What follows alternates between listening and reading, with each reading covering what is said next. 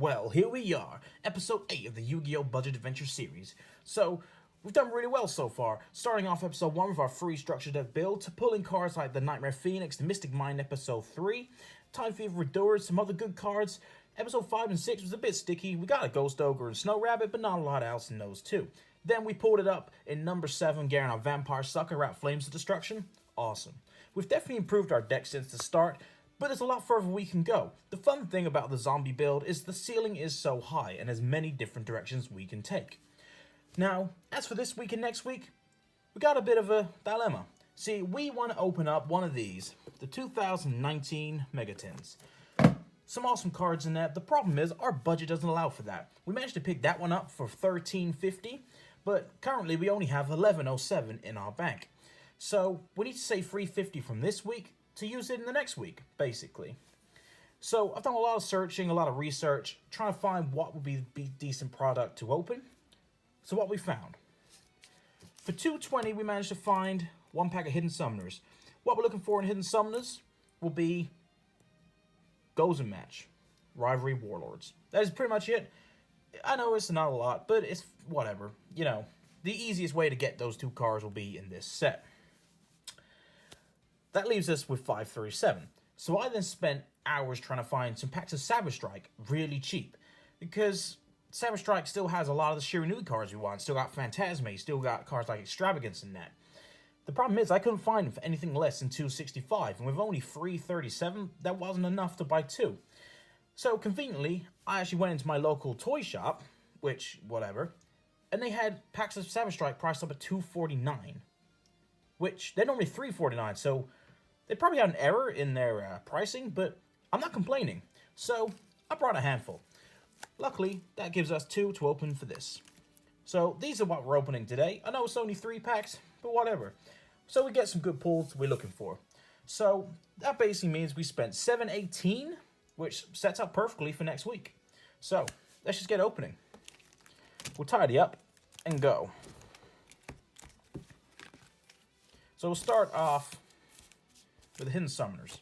So again, Gozen Match, Rivalry Warlords. This will be so easy to open. There's not a lot else we can really talk about. Let's see how we do. Ultra Polymerization. Prank Kids Rocket Ride. Phoenix Wind Blast. That's actually not a bad card. So we got the Skeletal Makiyashi. And then we got the Graceful Makiyashi. So the reason I didn't mention the Makiyashis is, yes, they are a zombie archetype, but they're just not that great. I mean, they're alright, but they're not that great. This Phoenix Wind Blast, though, is not too bad. So Phoenix Wind Blast, discard one card, target one card your opponent controls, place on top of the target's deck. I mean, you know, it's decent removal. Doesn't destroy, so I'll leave that out. I'm actually happy with that. That's pretty cool. The others is kind of trash. And then we go on to the Savage Strike. So we still want our Shiranui cards. We got the Synchro Monsters, but we want a lot more. Anything else is gravy. Let's see what we can do. So we got an Edge of the Ring, whatever. Time Thief Regulator. A Prank Kids Roxy's. Cataclysmic Scorching Sunburner. And we got a Lapis Dragon and a Brave Neos, whatever. Guard Dragon Promenade, a Psychic Tracker, and Shinobi Necro. So nothing there we can use. So, whatever. Anything good in this? I hope so. We got a Neospace Connector, Edge of the Ring, a Clock Lizard, Soundgrave Violet Chimera, and a World Legacy Guard Dragon. Nice. So this card actually has gone up in price a lot, so that's actually really cool. I'm glad we pulled that. I can do something with that. Problem is I can't really sell it for this. Time Thief Flyback, Unisign Tuning, Squirt Squid, and Lost Time. Okay, so overall, I mean, it was a good pull to get that, but that doesn't help us in what we're doing here. I mean, unfortunately, I don't do a thing where we could sell the cards on and pull, you know, buy other things, but it's whatever. So there's not a lot really we can talk about deck building wise. I think Wind Blast is cool, and I'm actually considering maining it, and I know why, and I know what I'm taking out. So I'm just going to do it here and now. And then we'll have a quick recap of the deck. So the reason I already know what I'm taking out is I've done a bit of testing. Not a lot to show. but this card actually just was more of a brick against certain decks, and that is our Dusk Kaiju. I love it as a card, but it just bricks, and I just can't deal with brick all the time. So again, as we said before, we have a problem when it comes to our sort of extra deck, side deck. We haven't got a lot of spaces and a lot of sleeves, because we only brought 60 sleeves at the start, and we're up to that limit. So I need to think of something to take out the sleeve and put in the tub, which would be the Squire. There we go. So I'm going to put Phoenix Wind Blast into the deck, just because I can. And put the Kaiju in our side.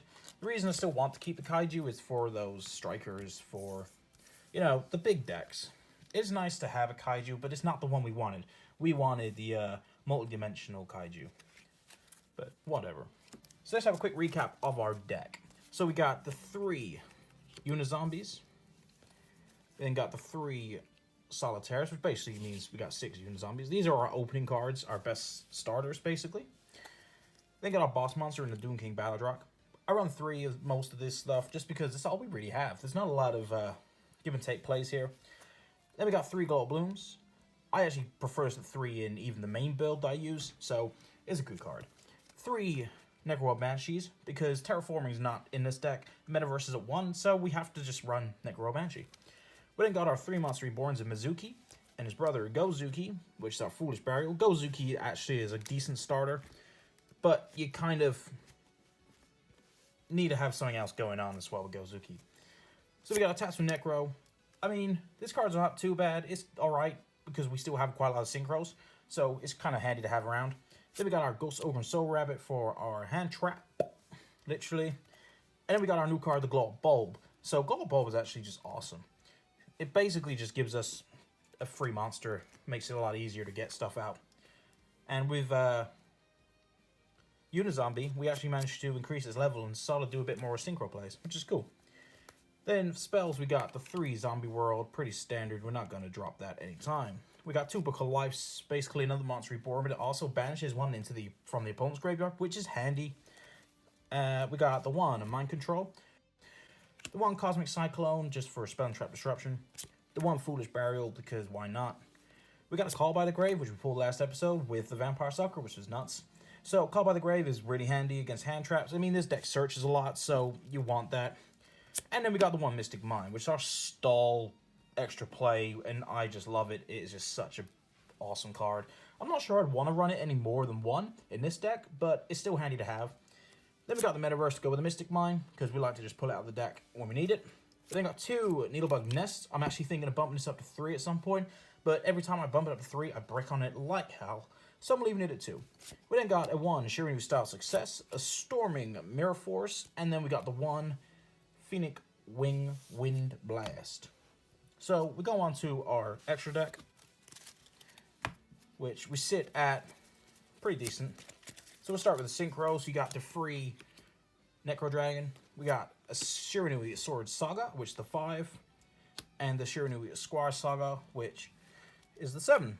Then we got 1 Xyz, which is our Time Thief Redoer. And then we got quite a few Link monsters going on here. So we got a Possum Load, the Drop and Deleter. I mean, I've not actually used this yet, but it's there. It makes up the numbers. I mean, I could actually take it out for some side deck stuff, but there's nothing really that I want in the side deck that I don't already have in it. Then got the 1 Space Insulator. This card's alright for putting our synchros a bit lower in case we plan on getting our Vampire Sucker back, which is pretty cool. And then we got a Nightmare Phoenix, which we pulled basically in the 2nd ever episode. Nightmare Phoenix, again, Spell and Trap Disruption. Awesome. We then got 1 Cherubini, which I've not really used, truthfully. I mean, it's 2 level 3s, and normally our level 3s aren't level 3s. They're Unizombie, and that normally goes up to a 4 or a 5 by the time he uses effects. We then got a Tri-Gate Wizard. This card is awesome. I love this card. Basically, with the Vampire Sucker, this just is a great way. It's an extra body, and it's nice for us because we normally only have our big beater in Battledrock. So things like 1900 are actually quite tough for us to get over. Tri-Gate Wizard is so easy for us to get into, and with 22, we just bounce it. Plus his effects are pretty nuts.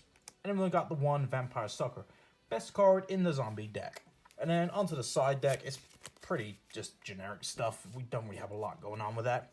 Got 3 anti-spell fragrances. They came out of the structure deck. We got a Lost Wind we pulled a while back. We got a Dimensional Barrier, which is awesome. We got a Witch's Strike, which again we pulled ages ago. We then got a World Legacy Succession, which I could use as a Monster Reborn type thing, but if I was to do that, I'll just put Book of Life back to 3. And then we got the Gandora, the Dust Kaiju. So that is the deck, which is pretty cool. I mean, I'm happy with it as it goes. But the reason we're looking forward to the next episode, so in the Mega Tins, we have a chance to get a second Sucker, which would be awesome. We get chances to get Nightmare Cerberus, Nightmare Unicorn. We also get chances to get Vampire Fraulein, which is one of our other big beaters that we need for this deck. So, yeah, that is pretty much the deck profile. So, this week has been a bit hectic. I tried really hard to get some good duels in, but time has just been so scarce that it's not worked out like that. So we had a lot of online duels, and none of them I really want to talk about. The problem with online duels is a lot of it's either just complete shit decks, or just people testing, and as soon as you get like Baladrock out, they just scoop, and it's just not what you want for testing. So yeah, I'm trying to find it a bit difficult right now, just to actually get some quality testing games in. But it's whatever. The matches we did get, I did learn a lot, even the ones where they're a bit trash. We got a lot of one-ups that are a bit garbage.